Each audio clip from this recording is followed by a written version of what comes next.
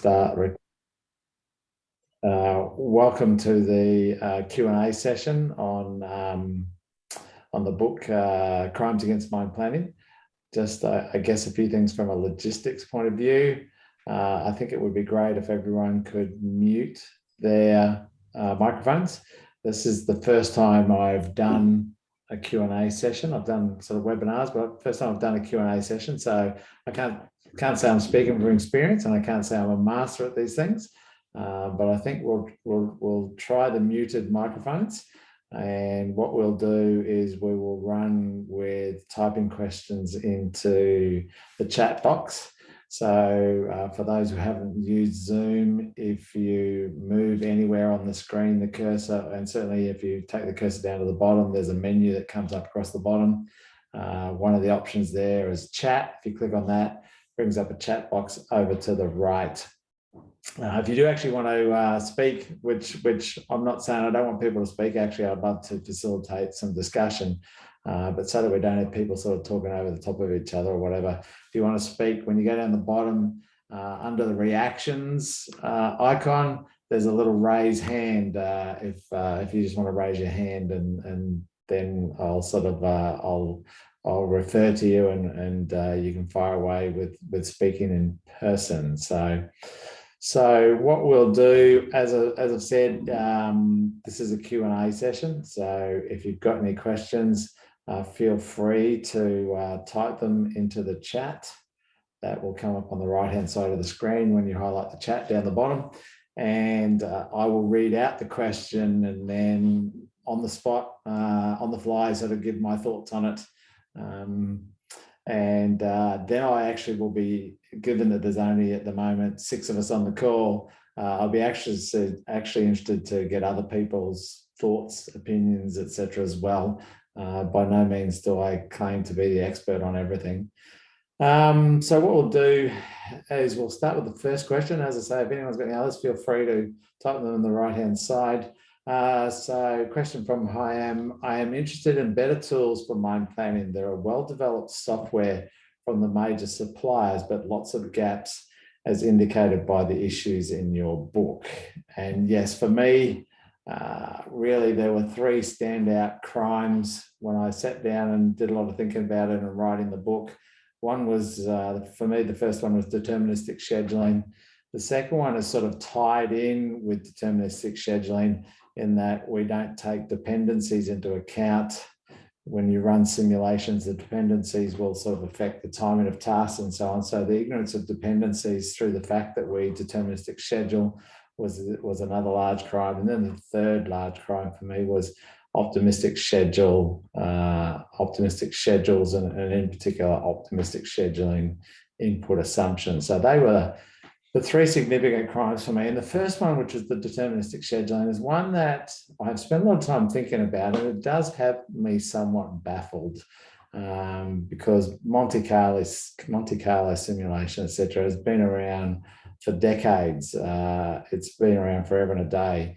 And we certainly have the IT capability, we have the software, and we have the hardware capability. So I don't understand why stochastic or probabilistic scheduling is not more uniform and standard than it is.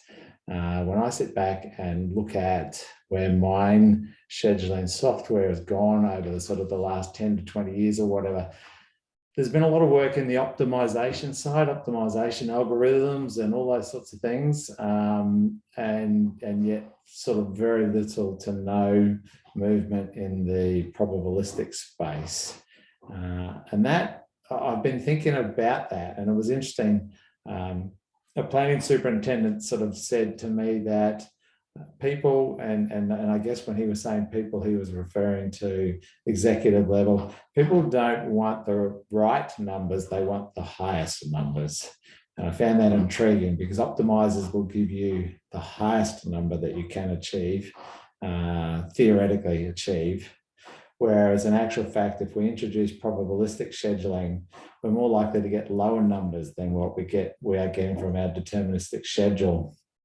And so I can't help but sort of think that may have something to do with it, because as I've sort of, I remember mentioning an article or two it's the customers who hopefully are driving what the suppliers are doing. So if the mine sites are wanting probabilistic scheduling capability, hopefully that they are dictating that to the suppliers, the schedule producers, the schedule software producers, who are just doing what the market asks for. And by and large, I don't think the market has been asking for probabilistic scheduling. And so I think that is part of the issue.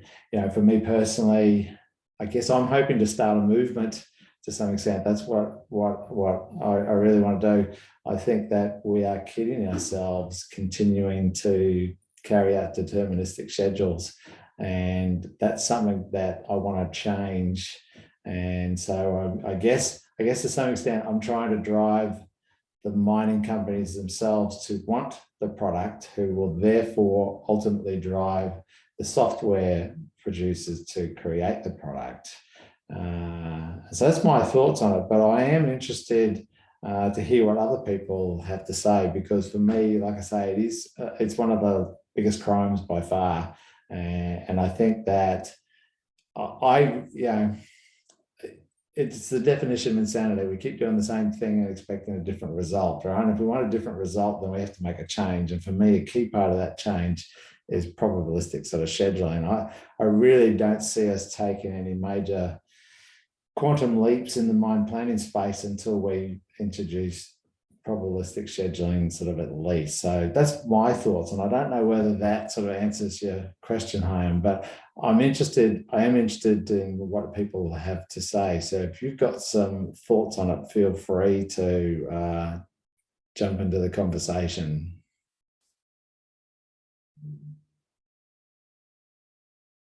Okay, Hayam, fire away, mate. Thanks very much, Mark. Look, I'm really fascinated by your ideas. My background, I'm an academic, but I've spent 30 years sort of trying to learn about mine planning, and I find it absolutely fascinating, really inspiring area. I think it's difficult, innovating in the area, changing people's attitudes is my view. I mean, a couple of people that I've learned a lot from, really, they look at, for example, Brian Hall at AMC. I mean, Brian's very much, his view is that mine plans should be flexible, that you need to explore options, do sensitivity analysis, change your assumptions and see how it affects the mine plan. He talks about the hill of value, where, the hill could be very sharp. So if you change your assumptions a little bit, you get a very big diminution of value, whereas a flatter, smaller hill may be a much better point to settle at, in the sense of not having such a sensitive plan. But yeah, I do wonder whether, there needs to be sort of input from different, people with different skills may change the debate a little bit. I mean, I really think you're right with regard to, introducing probabilistic methods makes a lot of sense. But I just sort of wonder whether, even with the suppliers, whether they have, they're really talking to the right people in the sense of trying to develop the tools. I mean, just one interesting example is, it seems like in geological modelling, or producing the block model, MapTech, for example, are pushing now very much machine learning rather than Krieger. So this is quite recent. Now, I don't know, how much of an improvement this is, but it seems extremely logical to try that to get, different viewpoint on geological modelling. So I think that's a sort of an interesting example going in the sort of direction that you're talking about. Actually, you did just remind me too that I know of 2 mining houses who have actually acknowledged, and I think long before I started saying it, they've acknowledged the need to switch to probabilistic scheduling and are developing their own solutions in-house because there's nothing out there. So I know of two who are internally developing their own to use, and I have had certainly one. I think it might be two or three, but certainly I know of at least. Yeah, actually, I think two. I know of two mining software companies who have told me that yes, their customers are starting to ask about probabilistic scheduling, and so they are working on it. So hopefully the movement has begun. But in terms of your question about gaps in mine planning sort of software. Were there other areas besides the deterministic and probabilistic that you were thinking about in asking that question? Well, yeah, I mean, I don't want to push my own barrow, but I'm particularly interested in the issue of putting really operational constraints into the model.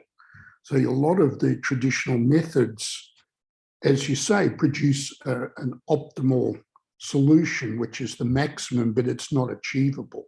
So there may not be smooth production. Production may be very variable.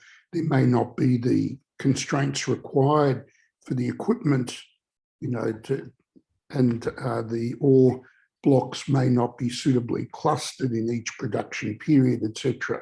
So I think there's a lot of issues there which I'm particularly interested in around actually trying to incorporate the operational constraints, which, as you say, is going to give you a less value solution, but one which is more achievable.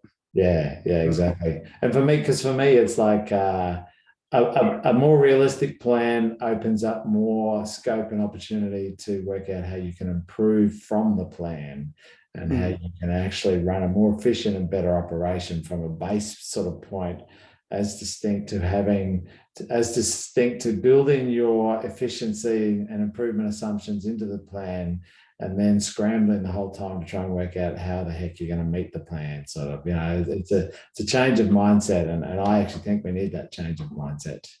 So, and it's actually a good segue into the next question, which is from Hendrik, which is, you wrote that the number one reason why mining plans have a short shelf life is optimistic plan input assumptions. Input assumptions involve historical performance, financial pressure, what the decision makers believe operations can currently achieve, what operations think they can achieve, the state of equipment and geology. How should we go about getting realistic assumptions agreed?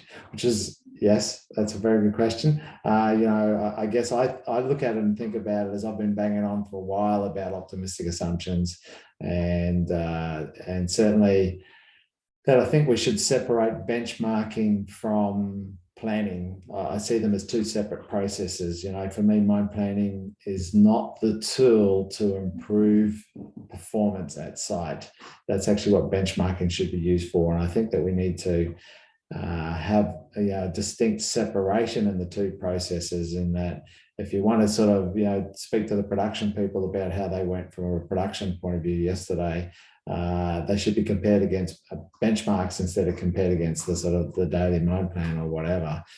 But the interesting thing is that I've been thinking about that one a bit as well, and it's one of those things where why should companies and executives make a change from the current process of optimistic assumptions leading to optimistic mine plans, which then have higher numbers that everyone wants to see? Why should they move away from that process? Because for me, again, this is another thing that I want to drive some change in. And so I've been thinking about how can I achieve that change. And I think the only thing that I can do about that is that people have to understand the negative impacts and the costs of optimistic mine plans. And I can sit here and I can talk about, the effect on culture. You've got these poor mind planners who are producing plans that they don't believe and that they're almost embarrassed to put their name against. You've got a whole bunch of production people out there who think the plan's not worth the paper that it's written on it, and that mind planning is a joke and so on. And so there's, optimistic mind plans drive a culture. They drive a waste of sort of human resources in terms of these labor resources, rerunning mind plans all the time and so on. I can speak about all these impacts, until the cows come home. But I actually think that it's not going to make any difference unless I can show a cost of that. And so it's one of the things that I'm going to start thinking about in terms of how can I work out the cost of in optimistic mind plans. And I actually have been having discussions with a sort of a head of mind planning in one of the mining houses recently, who is thinks that optimistic input assumptions are a problem and so on as well. And so, in fact, I've been speaking to 2 different mining houses. And so I think there's a possibility that I can sit down with one of those guys and I can say, okay, if I'm willing to do the work, if we can get some numbers or put some measures in place or whatever. And so I think that what I need to do is I need to actually prove the cost, because otherwise, why bother making a change to some extent? And so for me, it's that, yes, I can talk about separating benchmarking from planning, but I don't think that anything's going to happen until I can start to show what is the real cost of optimistic mind plans, because I think the real cost of optimistic mind plans is huge in the scheme of things. But again, that's just, I can say whatever I like, right? And without numbers, it's just subjective statements, and that's it, sort of. So that's my thoughts on that one. The next question. Hello, everyone. Let's speak, please. It's from Javan. Let's speak, please, about selection of RAF number. How many factors we must choose during pit optimization? From what is it dependent? Now, you're going to have to tell me what RAF stands for, which straight away says that I may not be able to answer this question. If you can either type in the chat box or unmute your microphone and tell me what RAF stands for, then we can talk about it and we can see if I do know anything about this area or not.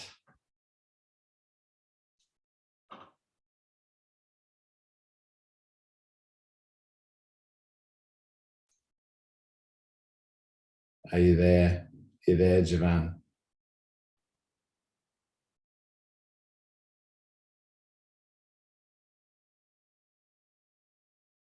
Does anyone else on the call know what RAF stands for?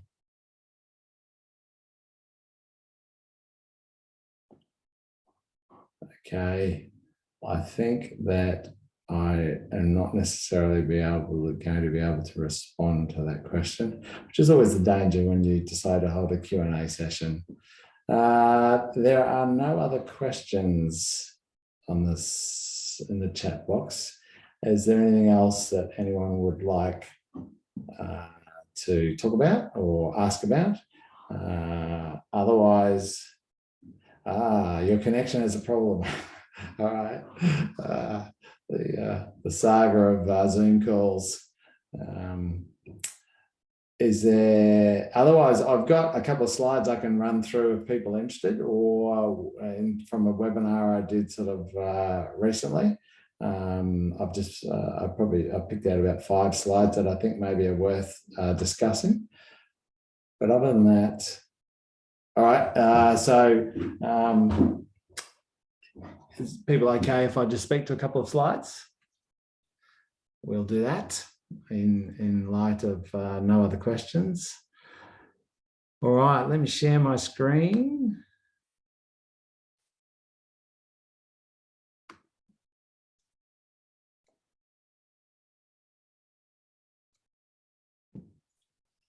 And so this is a webinar I did recently.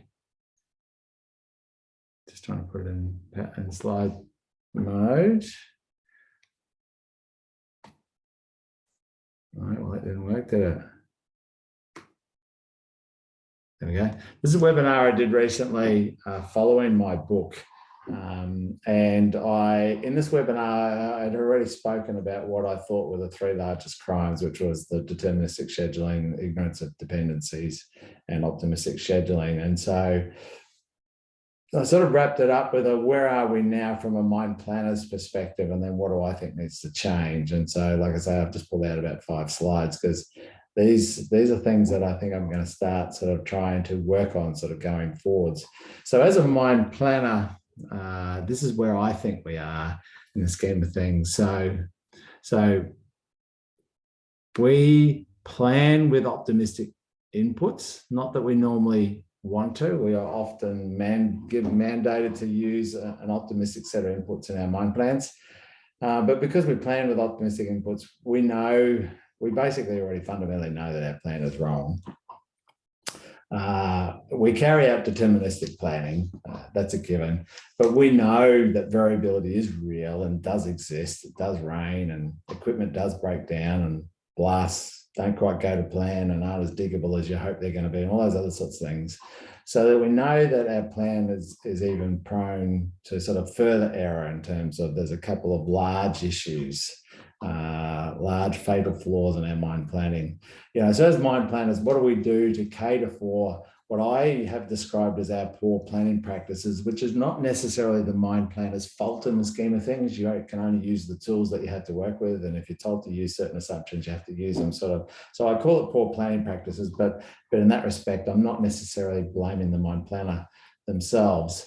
So there are 2 things that we do to cater for our poor planning practices. The first thing that we do is we build an inventory, and we build it in everywhere, and lots of it in the scheme of things. If we have sort of 7 steps in our sequence from drilling, blasting, mining waste, mining ore, processing ore, railing ore, sort of shipping ore, we put inventory in front of every one of those steps.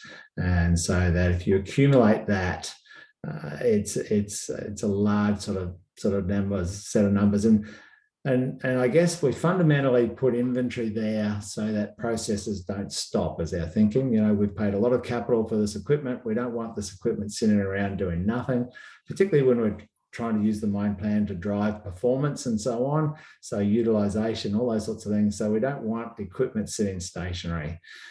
So that's the primary reason for inventory. But one of the other things that it does, sort of a side benefit of it, is that hopefully it allows our mind plan to last a bit longer before we have to redo it. And I call that the shelf life of a mind plan. So for me, the shelf life of a mind plan is the point at which the mind plan gets so far out from what's actually out there in reality in terms of face positions and those sorts of things, that you can no longer use the mind plan for making decisions and trying to follow, because it doesn't represent reality. So at that point in time, you effectively have to carry out a new mind plan.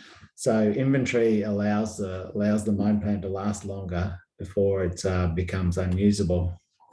But then we still get situations frequently where the plan falls over. We get partway through the plan and it no longer works, and so we've got to resequence it, or we've got to do something different. And so to cater for the fact that our plan still falls over, we build in flexibility, and that flexibility is effectively created by having spare faces. We have somewhere for the drill to go, we have a spare face for the digger to go, or whatever it is. So we build flexibility into the plan so that when we get halfway through the plan and it falls over, and the planner and the production superintendent on the fly have got to work out what to do and make a decision, if they have a spare face, then it's an easy decision. We'll just walk that digger from A to B, sort of, and so on. If we don't have flexibility into our plan, then the what to do on the fly becomes much more difficult. So for me, it's almost the equivalent of contingency, of planning contingency. Our contingency in our mind plan is to have flexibility built in. So those are the 2 things that we do to sort of cater for what I call our poor planning practices. But they both cost money. They both cost an extraordinary amount of money.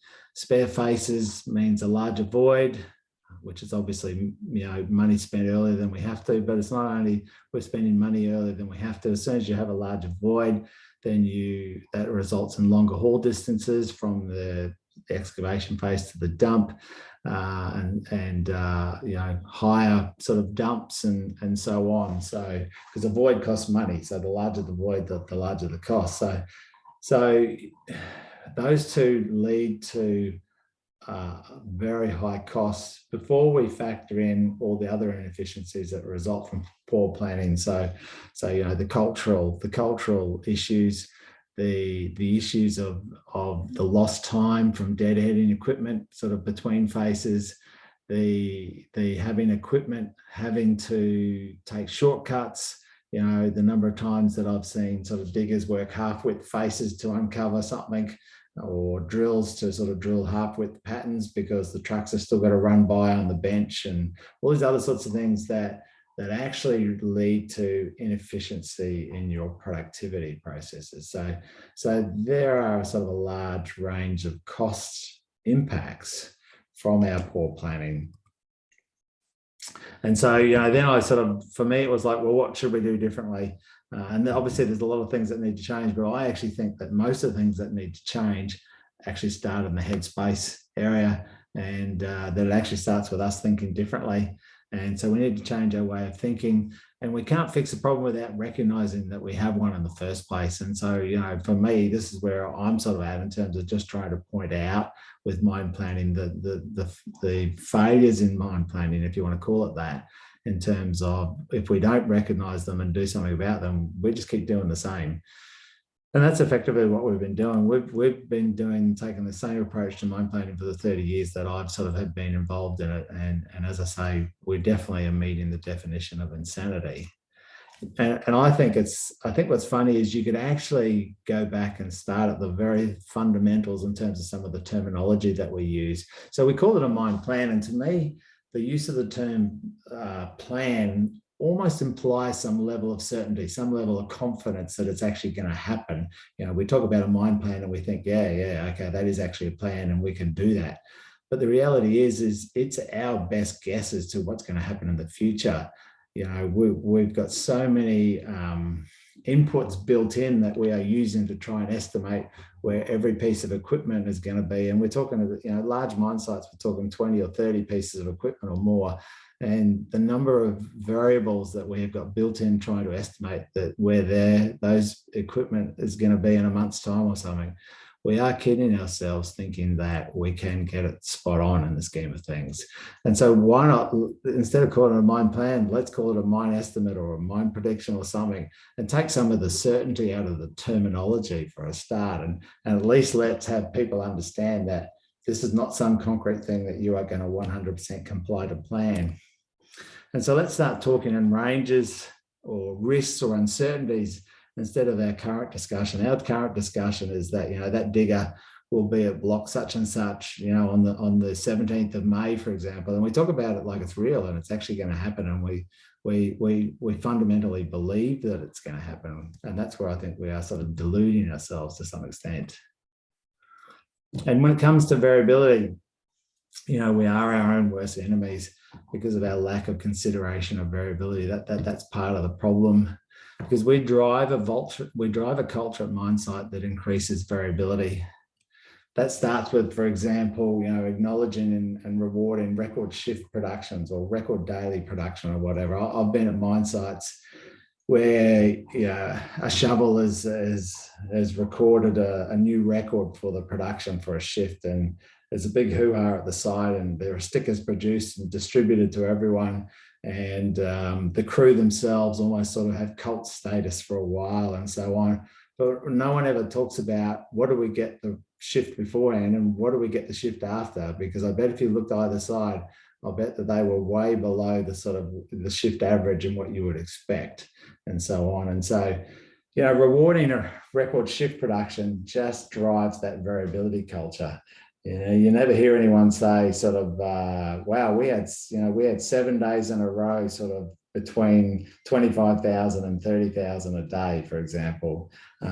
People want to tend to focus on the highs or the lows, for example. We certainly, mine sites have an approach and an attitude of we need to get back on plan at all costs. We continue to have these optimistic plans, And, invariably at some point in time in the plan, we get off plan, we get behind plan, and there becomes this drive of, well, we said we were going to get 100,000 tonnes next week. We need to get that 100,000 tonnes. What are we going to do? How are we going to get that 100,000 tonnes? And so there becomes this drive to get back on plan at all costs. That just increases variability. That's all that it does. We take shortcuts and all these other sorts of things. And then we have a bunch of KPIs. Mine sites are great with KPIs. Every department has KPIs. The production department has KPIs. The maintenance department, the processing department, etc.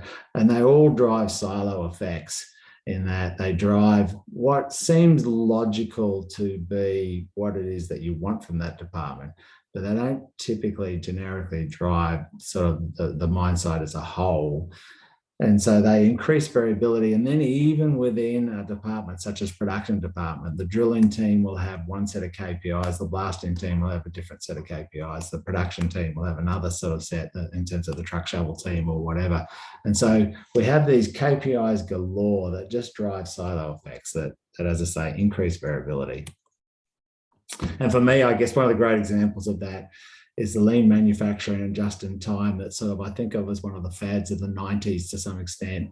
That was a huge thing in the manufacturing industry and so on. And the mining industry sort of looked at it and went, well, if the manufacturing industry can introduce these new practices and so on, we should be able to do the same. And I worked at mine sites who argued that we should go down the just-in-time track and we should carry less inventory and all those other sorts of things. And for me, that was just a complete ignorance of the difference in variability between a mine site and a factory or whatever other process it was that we were trying to compare ourselves against. And I think a complete lack of understanding of the amount of variability that occurs at a mine site.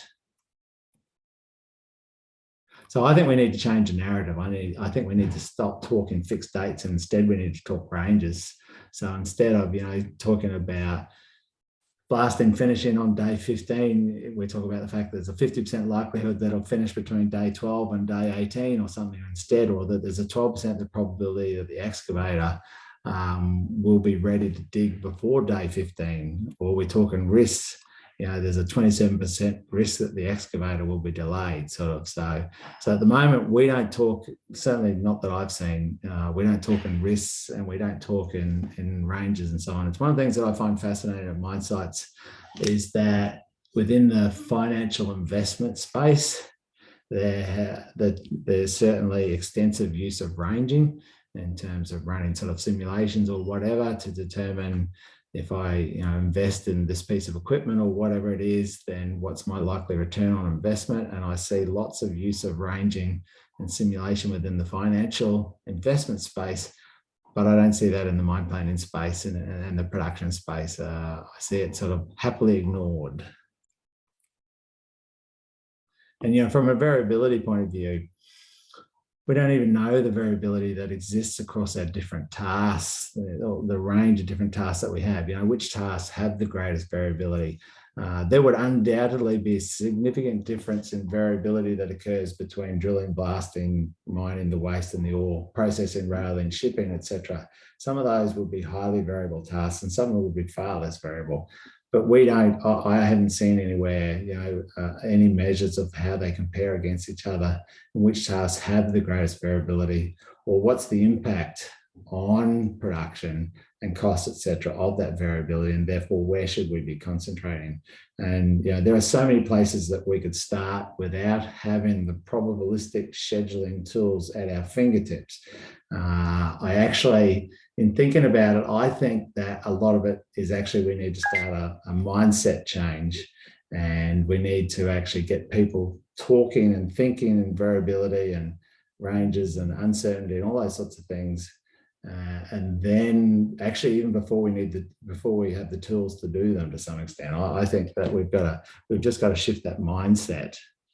And I just sort of did one example where, if we just look at the same task and we just change the variability in terms of the standard deviation, then the risk of overlap sort of went from 20% to 12%. So for a 30% reduction in the variability via efforts around the culture of sort of minimizing variability and so on.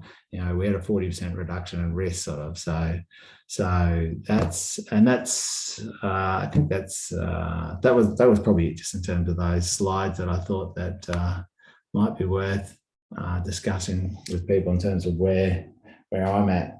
Okay, so we've got revenue adjustment factor from Jivan in terms of the question of around, let's please speak about selection of revenue adjustment factor number, how many factors we must choose during PIT optimization. Sorry, PIT optimization in that respect, and certainly in the metalliferous space, is not an area of expertise for me. So I don't think it's an area that I can probably comment on and answer your question, unfortunately. I don't know whether anyone else on the call has any knowledge and can answer the question.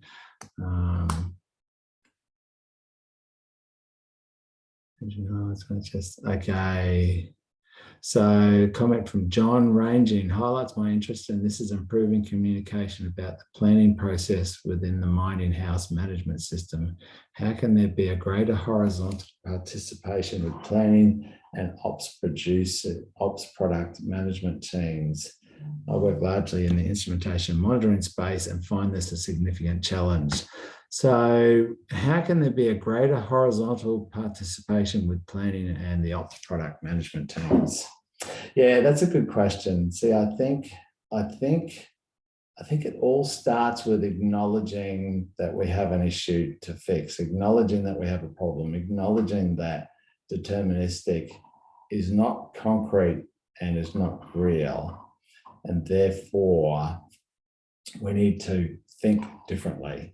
And it's interesting because, you know, that understanding and that willingness to change approach could be very different between the planning teams and the production teams, for example. But I think it starts, you know, for me, it starts with the planning teams. The planning team have actually got to shift the conversation around stop continuing to speak in concrete numbers and instead start to talk in ranges, etc. I think they're the ones who have got to move the dial. And it's interesting because the production people have a very good handle on the fact that, you know, variability is real because they're the ones who sort of live it to some extent. And I think they will actually happily get on board. So I think if we can get the planning teams to change, I think the production team, etc., will happily follow. Management is another issue. Management is a separate issue. Well, sorry, I think management is a different and difficult issue because management, I think all the way up to, for example, CEOs who give market guidance and so on, like the concept of a number. We're going to do 9.6 million tonnes.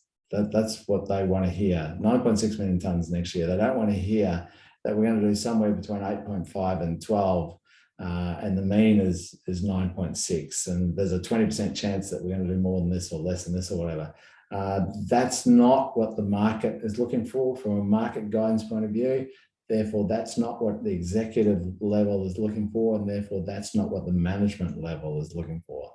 The management level, I believe, are actually part of the roadblock in terms of wanting to continue to just talk in a concrete number that can be provided to someone. So I actually see them as the stumbling block in terms of potentially moving the dial. But you know, you've got to start somewhere. And so if the planning team can start and can start to, instead of, you know, start to show some distributions instead of just one-off numbers and so on, then maybe hopefully we can finally get people on board. That's my thoughts anyway. I'm not sure if that answers your question, John. That's it for the questions that are typed over on the right. If anyone else, does anyone else have any other questions or anything that they'd like to discuss? Otherwise, we will call it quits early, and thanks everyone for attending, regardless of what hour it is, wherever you are on the planet. For some people, I think it's not the quite comfortable hour that it is here in Brisbane of 5:30. Thank you, everyone. I hope that people got some value out of that. Oh, wait a sec. We've got a question. Are there any tracks in the annual events that you know of that get management and planning together? And so by tracks in the annual events, are you asking just about the annual planning process that is sort of carried out at most mines where there's a sequence of they do get together early, and one of the first things that's agreed on is the time usage model and the productivity assumptions and so on. And then the schedule is run and so on. Is that what you're asking? Oh, mine sector events like SME, etc. Oh, I can't really sort of answer that in terms of I used to go to those sorts of things a long time ago, and then I stopped because I never really got any value from any of them. So I'm not sure where that space is at in terms of those contributions and so on. So. Okay, all right. That answered the question. But it's. I guess I'm not saying that they don't. It was just a judgment that I came to a long time ago, and so I'm a bit of a cynic when it comes to those sorts of things. Thanks, everyone. As I said, I hope you got some value out of it, and I'll be speaking to you on LinkedIn. Bye.